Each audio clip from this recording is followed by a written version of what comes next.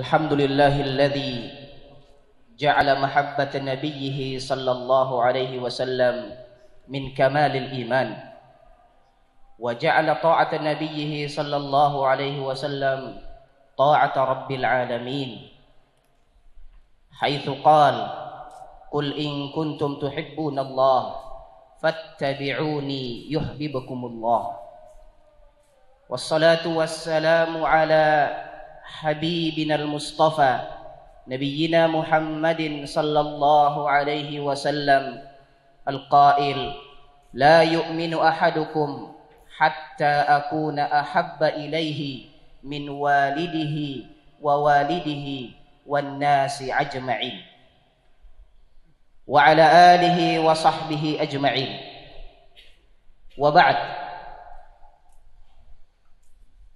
أعوذ بالله من الشيطان الرجيم يا أيها الذين آمنوا اتقوا الله حق تقاته ولا تموتن إلا وأنتم مسلمون وقال يا أيها الذين آمنوا اتقوا الله وقولوا قولا سديدا يصلح لكم أعمالكم ويغفر لكم ذنوبكم ومن يطع الله ورسوله faqad faza fawzan 'azima.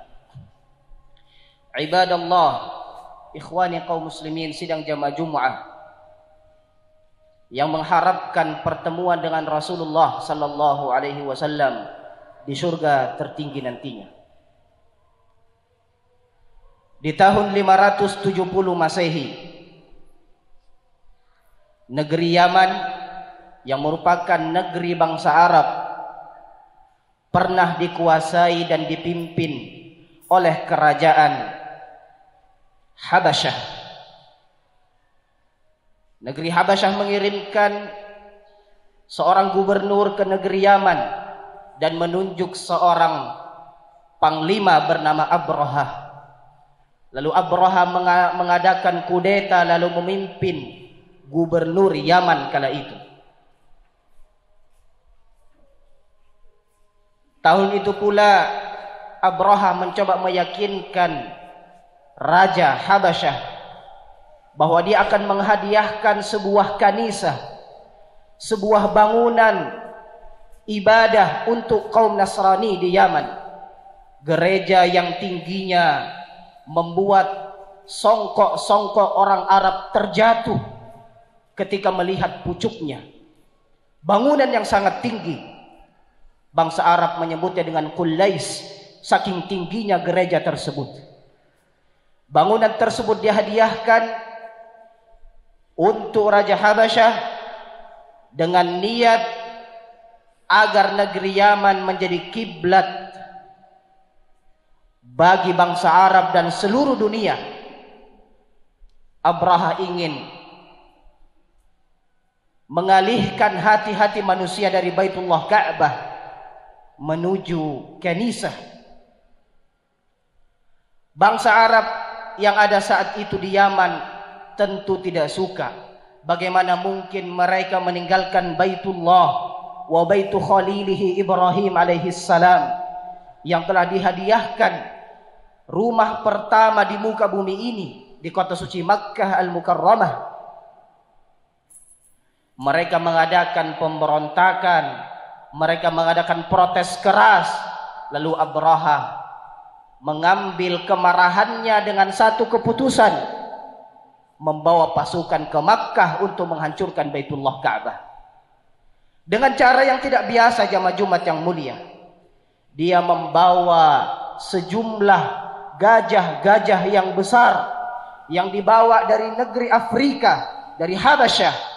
Bangsa Arab sering melakukan peperangan dan pertempuran, tapi belum pernah mengenal peperangan menggunakan gajah.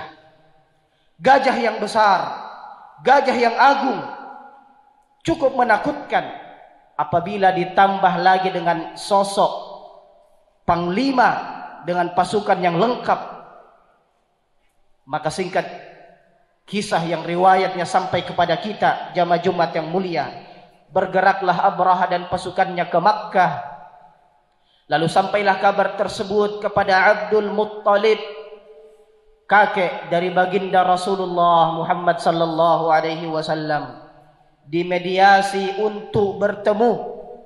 Maka ketika Abdul Muttalib datang ke hadapan Abraha, Abraha melihat Abdul Muttalib sebagai sosok yang agung, husnul manzar wal khuluq. Maka Abraha turun dari singgasananya menemui Abdul Muttalib. Lalu dia bertanya, apakah ada wasiat terakhir? Apakah ada permintaan terakhir? Maka Abdul Muttalib mengatakan, saya meminta 200 ekor unta yang kalian tawan dariku. Saya meminta hak 200 unta yang kalian tawan dariku. Maka Abraha mengejek Abdul Muttalib, barusan saja saya melihatmu sebagai seorang yang memiliki haibah, orang yang memiliki kedudukan tinggi. Ternyata pikiranmu hanya pada unta yang aku tawan. Aku datang ke sini untuk menghancurkan Ka'bah, lalu engkau meminta unta dariku. Dengan tenang dan penuh keyakinan, Abdul Muttalib mengatakan, Ka'bah memiliki Rabb, Ka'bah memiliki Tuhan yang menjaganya, sedangkan saya adalah Rabbul Ba'ir. Saya adalah Rabbnya unta-unta itu. Saya memiliki kewajiban untuk menjaganya. Adapun Ka'bah, dia memiliki Rabb yang akan menjaganya. Allahu Akbar walillahil hamd. Ada pelajaran tauhid untuk memperkenalkan Allah kepada penguasa yang zalim kala itu. Ada sisi dakwah di sana jamaah Jumat yang mulia. Maka Abraham mengembalikan unta tersebut kepada Abdul Muttalib. Lalu Abdul Muttalib pergi ke pintu Ka'bah. Dia memegang halaqah dari pintu Ka'bah, lalu berdoa menghadap, ya Allah, ada pasukan yang akan menghancurkan rumahmu. Aku serahkan rumah ini kepadamu ya Allah. Lalu Abdul Muttalib meminta Quraisy untuk keluar dari Makkah. Jangan sampai mereka terkena amarah dari pasukan yang datang dengan kesombongan, dengan amarah, dengan misi membelokkan hati manusia ke Yaman kala itu. Abdul Muttalib memerintahkan Quraisy untuk naik ke puncak-puncak bukit di luar Makkah Al-Mukarramah. Maka Abraha memasukinya, ingin menghancurkannya.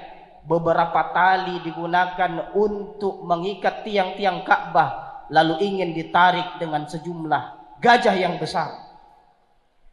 Maka apa yang terjadi jamaah Jumat yang mulia?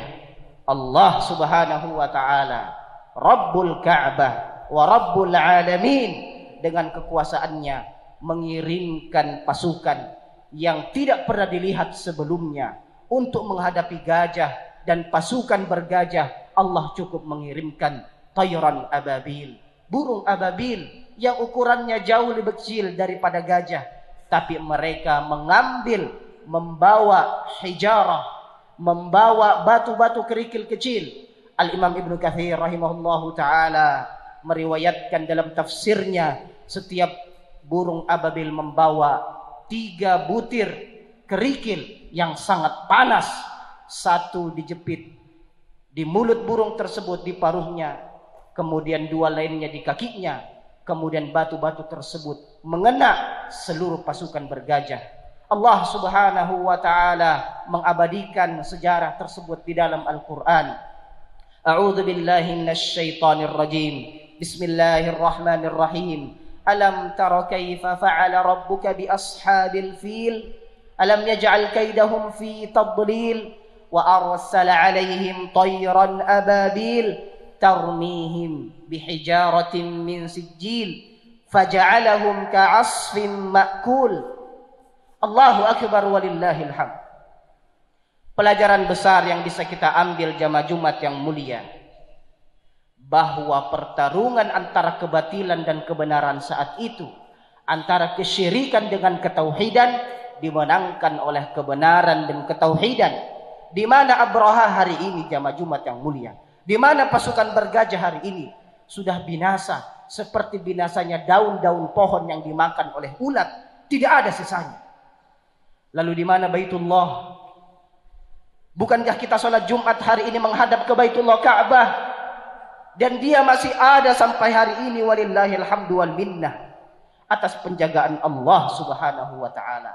Maka yakinlah jamaah Jumat mulia, kemenangan dan ketauhidan akan senantiasa mendapatkan pertolongan dari Allah Subhanahu wa taala.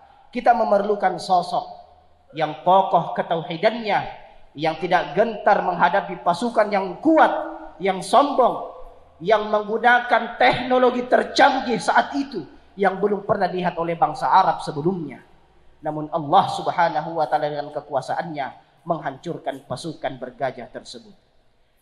Ibadallah, ikhwani kaum muslimin sedang jamaah Jumat yang mulia. Tahun tersebut menjadi tahun bersejarah dengan dilahirkannya baginda Rasulullah Muhammad sallallahu alaihi wasallam. Nabiullah Muhammad sallallahu alaihi wasallam yang dilahirkan dan ulama bersepakat tahunnya di tahun gajah, Amul Fil, di bulan Rabiul Awal. Kemudian mereka berbeda pendapat tentang hari kelahiran beliau sallallahu alaihi wasallam. Namun pada intinya kelahiran yang mulia, kemudian perjalanan 40 tahun menuju nubuwah adalah pelajaran tarbiyah ilahiyah yang luar biasa, hendaknya menjadi spirit bagi kita semua. Dan dalam hidup berlembaga di lembaga perjuangan yang kita cintai, manhaj tersebut dinamakan dengan fase prawahyu. Fase-fase prawahyu di mana Rasulullah sallallahu alaihi wasallam diyatimkan, di mana beliau sallallahu alaihi wasallam mengembala kambing, berdagang, berkhadijah, lalu bergua Hira, mendapatkan mandat risalah dari Allah Subhanahu wa taala berupa surat pertama yang turun, Iqra bismi rabbikal ladzi khalaq. Kemudian sirah nabawiyah berlanjut, jamaah Jumat yang mulia, dengan perjuangan yang suci.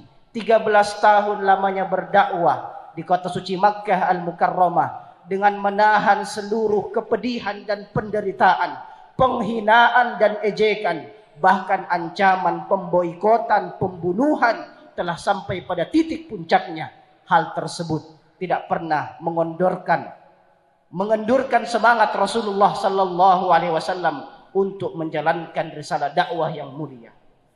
Tentunya kita sebagai mujahid dakwah memiliki hajat yang besar untuk mengambil pelajaran dari ini semua. Bagaimana kana Rasuluna al-Habib sallallahu alaihi wasallam mengatakan, wallah, sekiranya mereka meletakkan matahari di tangan kananku dan bulan di tangan kiriku untuk aku meninggalkan risalah dakwah ini, sekali-kali aku tidak akan meninggalkannya.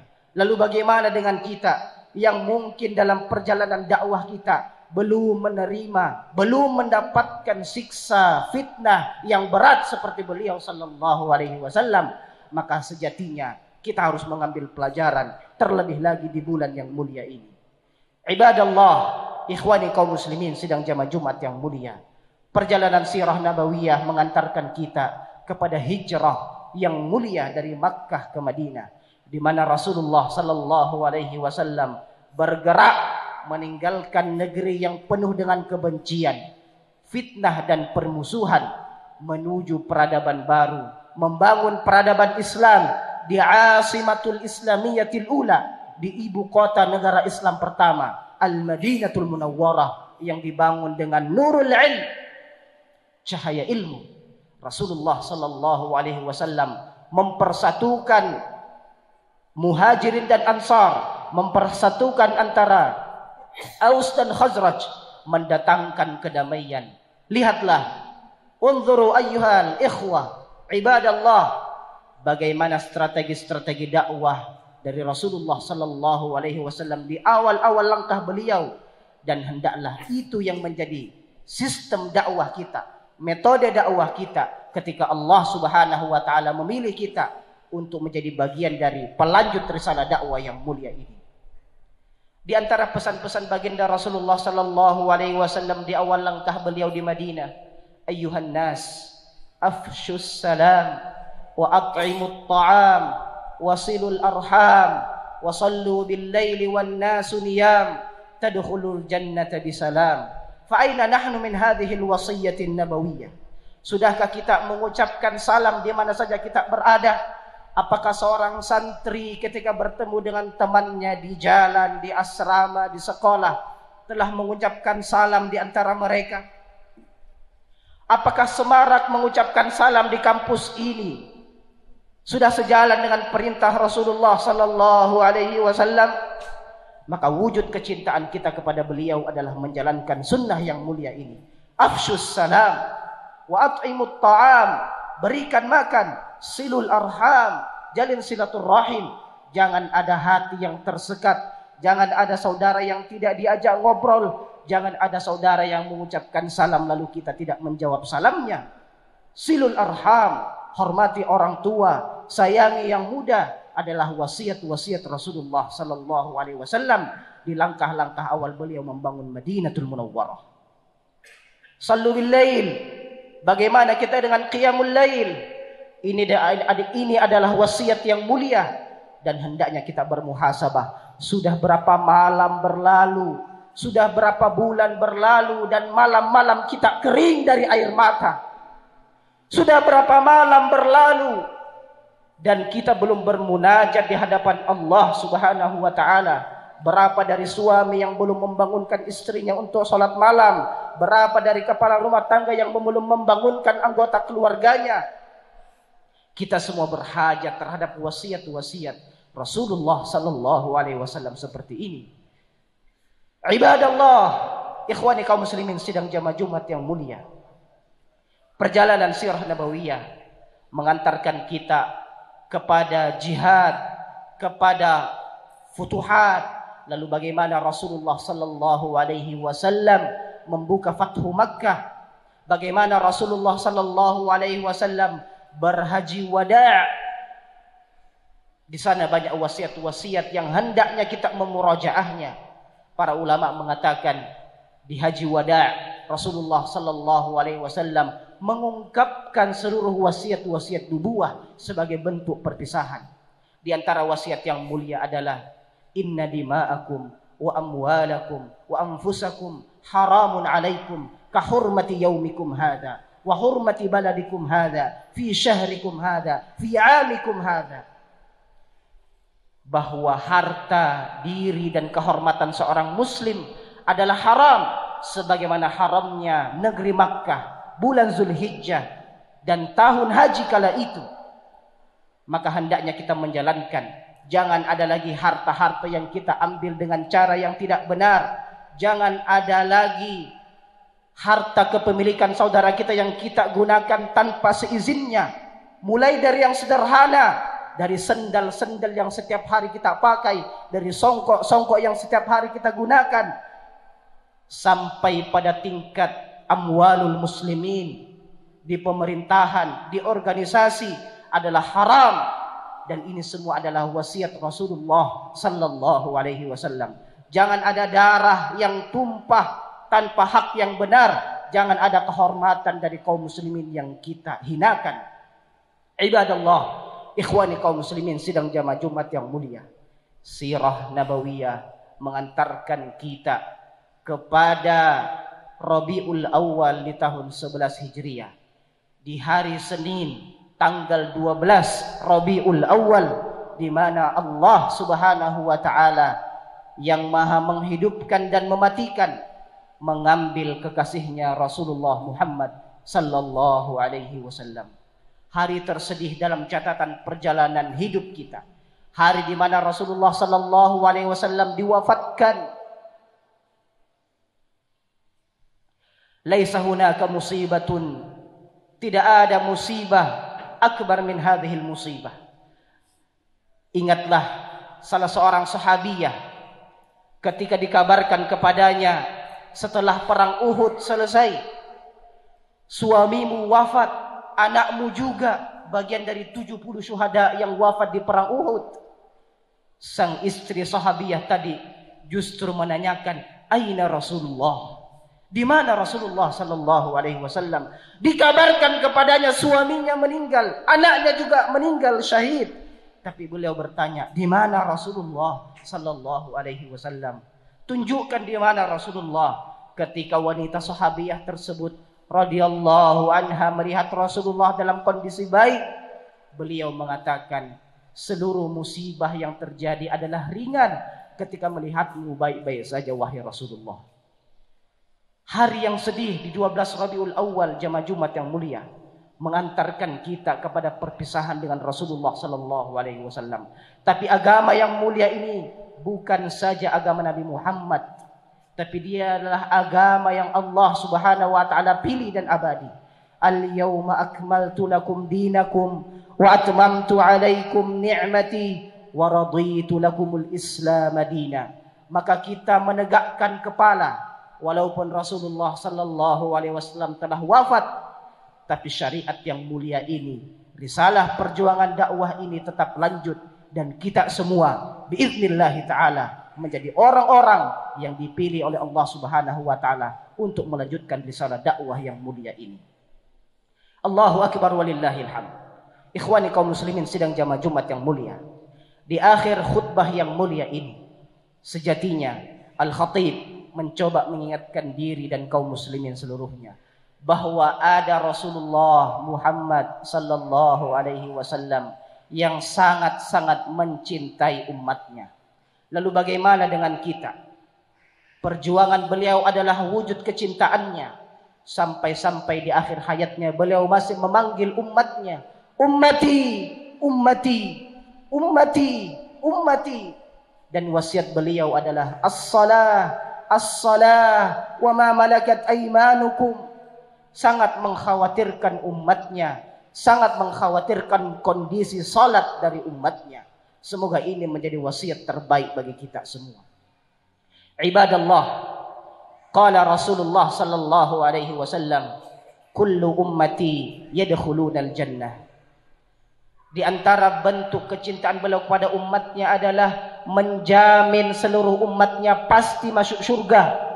Para syurahul hadis mengatakan tidak ada satu umat pun yang dijamin masuk surga seluruhnya oleh nabinya. Tidak ada seorang nabi pun yang menjamin seluruh umatnya masuk surga kecuali nabi kita Muhammad sallallahu alaihi wasallam. Kullu ummati yadkhulunal jannah.